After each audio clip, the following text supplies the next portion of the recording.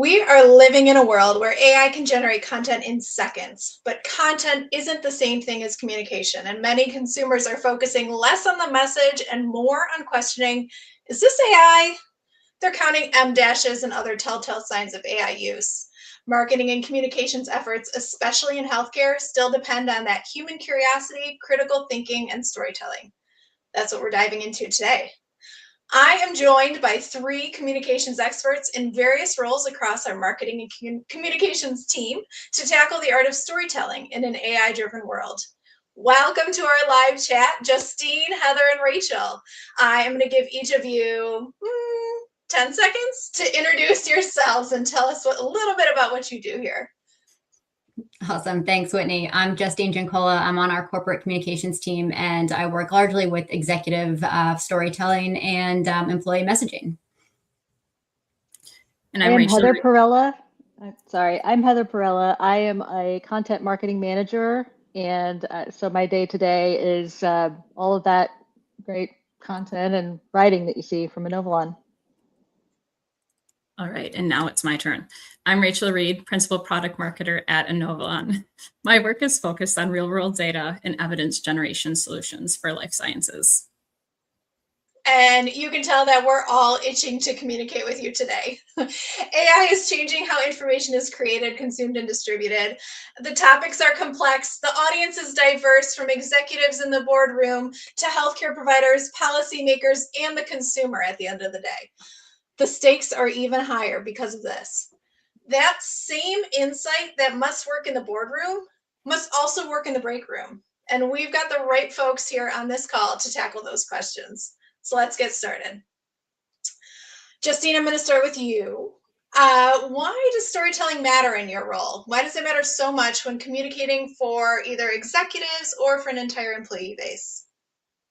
Yeah, I mean, looking at executives, the messaging, the story, it starts at the top. So making sure that you've got a strong executive leadership team who is aligned to a message and that they are reinforcing why we're all here. We're talking to, whether it's hundreds, thousands of employees, getting them to want to show up every day and feel like they're working towards something meaningful, that they understand why they're showing up every day. And, like I said, starts at the top. So it is so important to have that strong message, trust with your leadership team to say, okay, what is the mission? What is the thing that we really want our employees to understand? And, there are a number of, I could talk forever. There are a number of channels to do that. And some channels are better for an executive team versus, people lower in the organization. And it's just taking all of the things that we could throw up as bullet points on a slide as to, here are our goals, here's what we're doing, here are our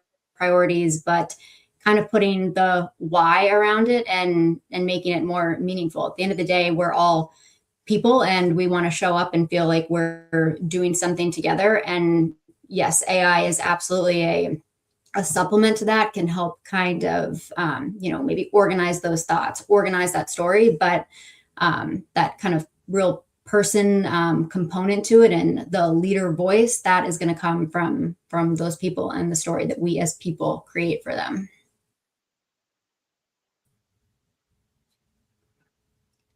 Fantastic. Still in the stream? Okay. I'm notorious for technical difficulties. I think I'm still here. You are here. We hear you loud and clear. Talking about people, the people that are in our organization have a lot of technical content that they're working with, a lot of data. Heather, I'd love to pitch this one to you. From a technical content perspective, it can be complex. How do you transform that into something that's engaging? I think the basic rules of good writing and messaging apply. And that just basically means finding what is the story, who does this matter to, and why does it matter to them? So you have to understand, what it is that you're talking about very well. And then it's a lot easier to talk about why it matters and make other people understand that.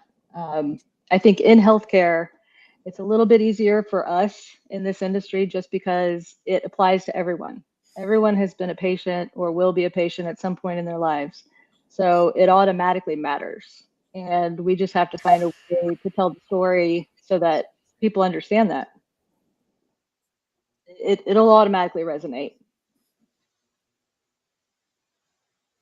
Great. I love what you said about what is the story and why does it matter? That can be across marketing and communications, whether you're in a public relations seat, whether you're in a communication seat or marketing. What is the story and why does it matter?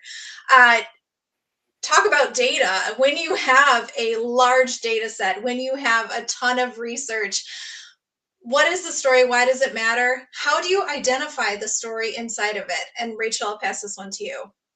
Of course, yeah. So this is really the next layer on top of what Heather was talking about. And it starts with curiosity. So wanting to understand the question that the research or the data was trying to answer in the first place, because all research starts with a question. And once you know and understand the question, you have your starting point. And then from there, what did the research surface? What was the answer to the question or the questions that were posed to this research or the data? And then the part that I really find interesting is what does it mean and what changes or could change as a result. So kind of just as an example, let's say we're looking at a study that's talking about costs and hospitalizations. And on the surface, it looks expensive. But once you kind of start digging into what the researchers uncovered, you find maybe there's something like a shortage of specialty providers in certain regions. Patients aren't getting managed, they're getting crisis care. And that's why your costs are so high. That's the real story. It's a care access problem more than the cost problem. Once you see that, then you can see, are there opportunities for improving outcomes, improving costs? So when I approach it, I'm really looking at what question was being asked, what was being found, and what does it really mean for the people on the other side of that data. And Rachel, I know not everyone is like me, and they won't ask you for the source data. I know we went through a report together, and I was like, what does this chart actually mean? Can I see the source file? Not everyone's going to ask for the source file. How do you ensure that something like a data-rich, pages-long study full of charts and stats is consumable by various audiences we cater to? Yeah, this is really where market research comes into play. Understanding really what's top of mind for our audiences and the audiences we're targeting with whatever piece it is, what problems or decisions might they be facing. So I like to think about all the stakeholders that a single piece of content might need to reach.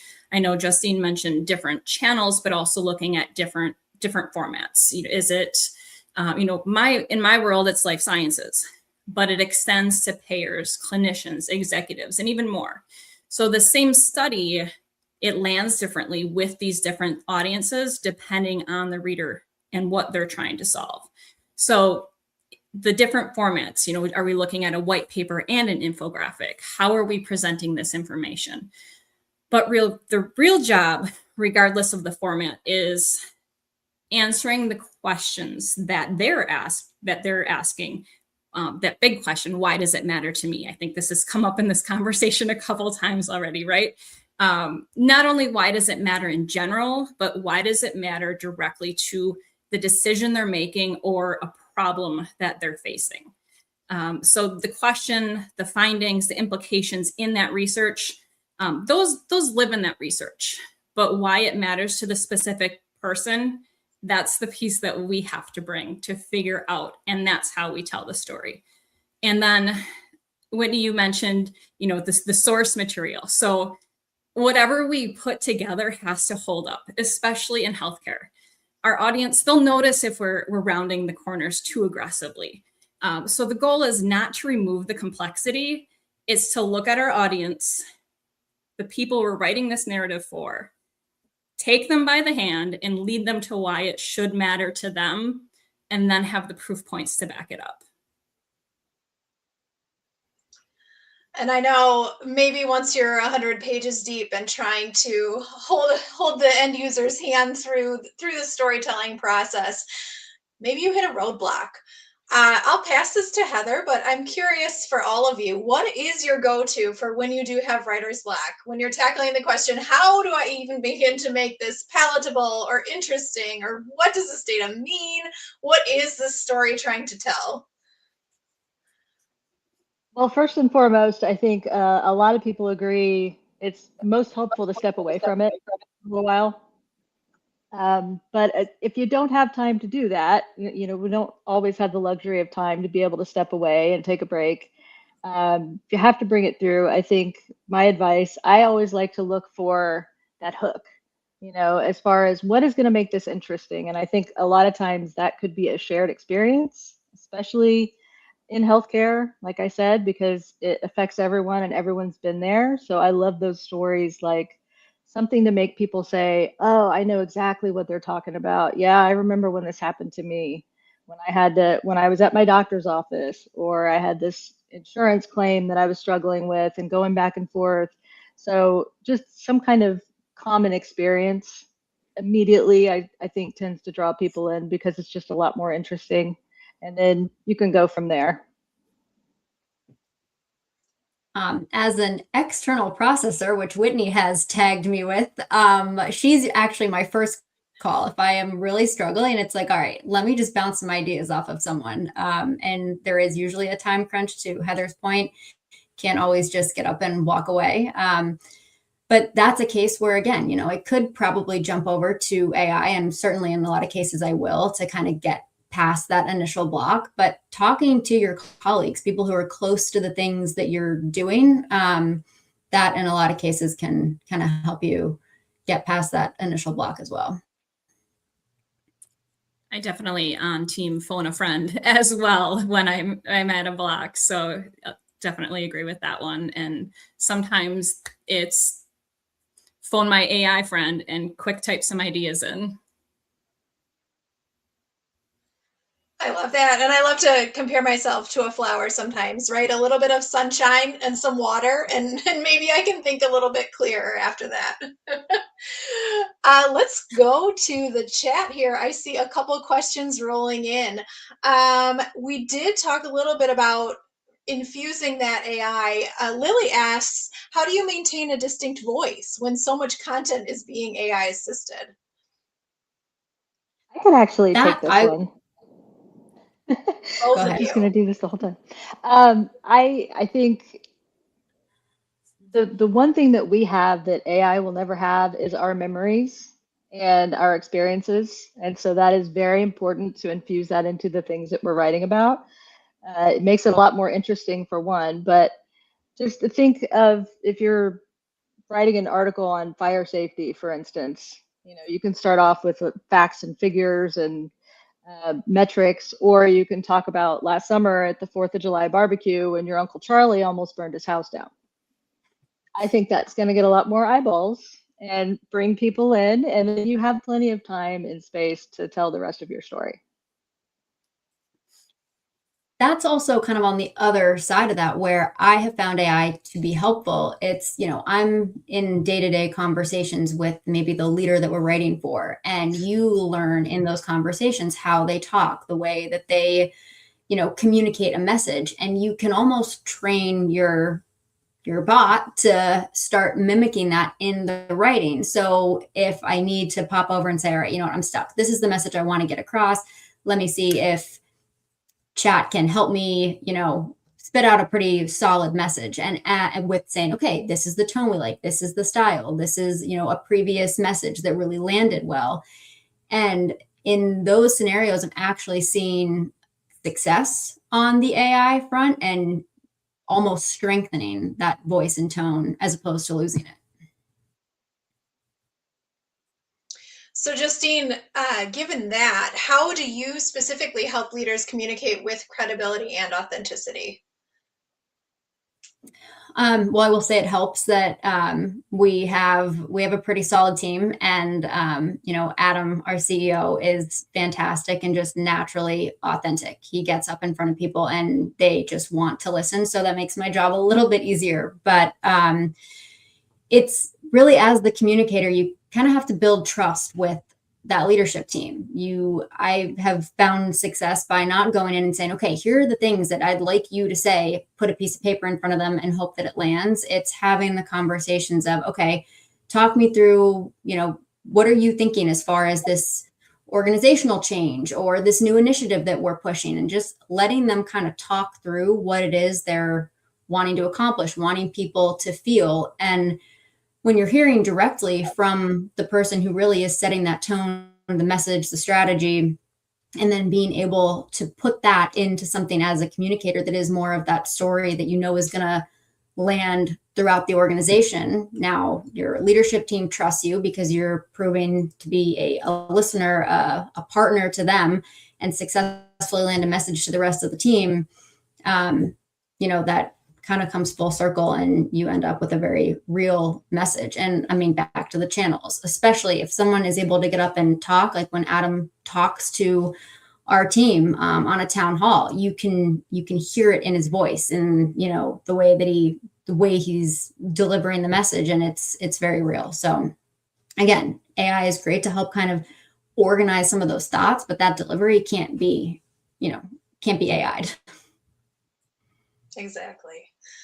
Heather, I'm looking at the chat here. We've got one. I think it's got your name on it. Matt asks, are there specific storytelling structures you rely on when working with these complex topics that you and your team work on?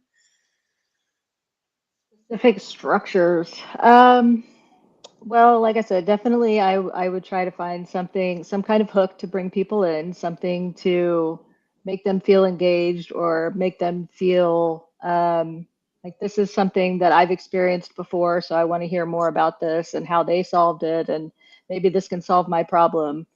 But honestly, as a writer, I love to just kind of grapple with the subject, even if it's giving me a hard time.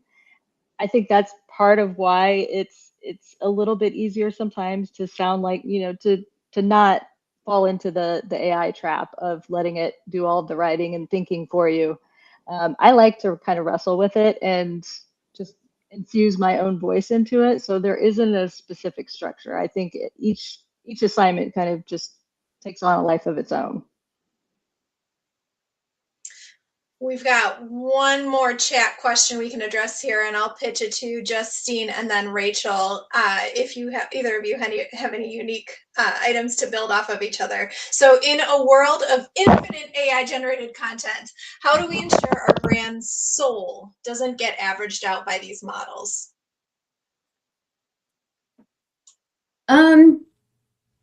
I think that's where it's like the prompting, and that sounds like such a generic answer, but it is. I mean, we can put a generic sort of prompt into any of these models, and you are going to start to see who the company is, the person is, get stripped away.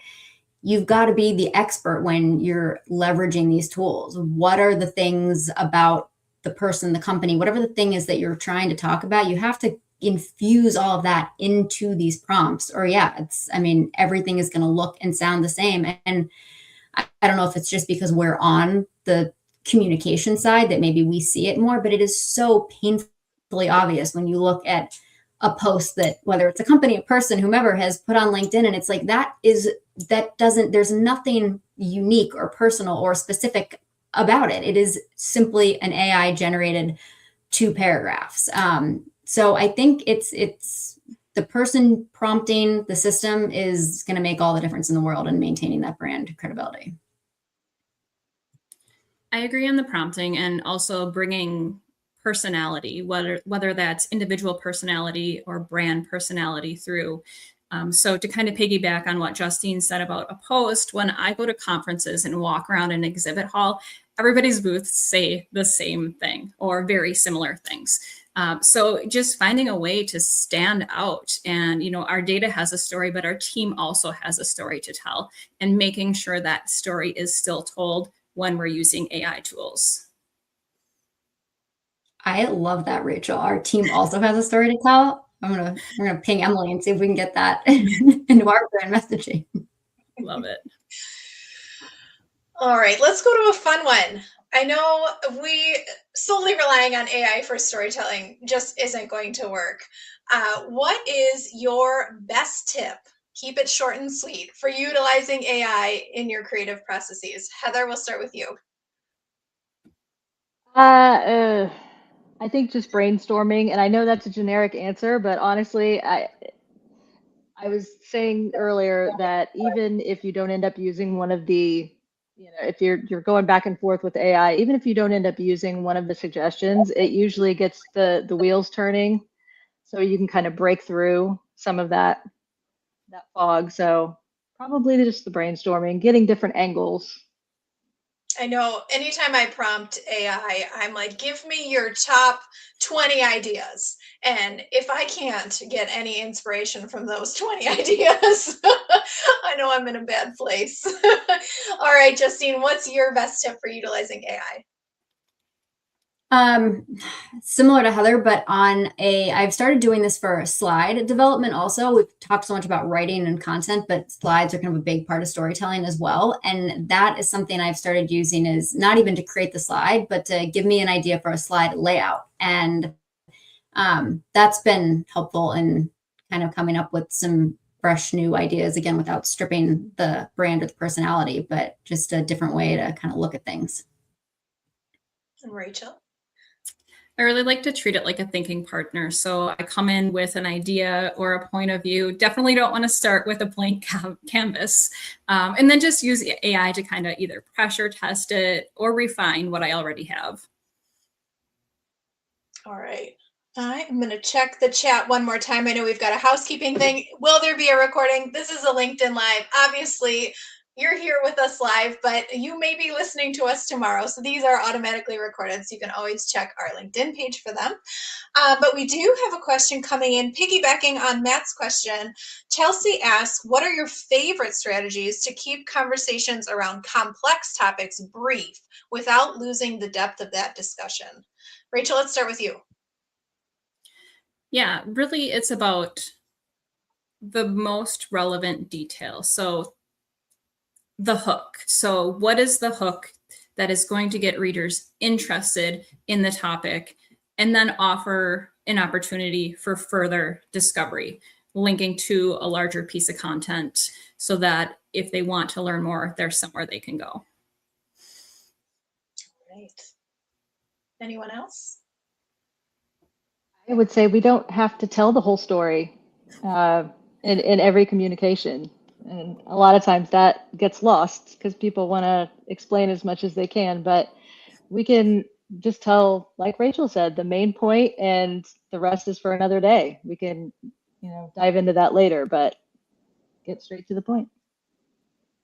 And that's, I think, where that prompting can also come in, because how do you want to use the tool without losing the substance? And it's telling it, hey, here is maybe a 3-paragraph long thing that we want to communicate. Pull out the pieces that matter. And if it misses, which these models do start to learn, and it takes less and less refining, but you can say no. If it's our mission, vision, values, keep in mind Enovalon's mission as we're putting together this message, and it'll spit something out that keeps that in, but loses the fluff. So go back to the prompting. All right, Justine, you're not done yet. I've got one more for you. What's a common mistake that executives make when communicating complex topics like AI or policy changes?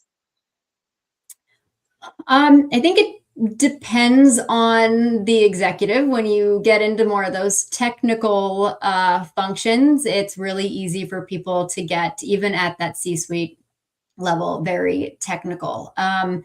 So I think remembering the audience, you might not be talking to someone who's in the product org. Maybe they're not going to understand. You got to apply more of a layman's terms kind of a story. So I think that's maybe a common mistake, but when you have a trusted comms team, it's a really avoidable mistake, because you're able to talk through, oh, you have this really technical approach, initiative thing that you want to get out in front of employees. All right, let's take that up like 3 levels to really help it land with a less technical audience. That's a great tip. Well, I'm checking the time here, and my coffee has gone cold. I need a quick refill. We have learned a lot today. We've covered a lot. we've learned that you can't get rid of the humans, right? The storytelling is such a unique, to Heather's point, you need to draw on the heartstrings, and AI doesn't have heartstrings. So keep the human in the loop, keep that human element to that storytelling, and you will be a successful communicator. So thank you to the three of you and to everyone that joined into this LinkedIn Live for joining us today, and we hope to see you next time.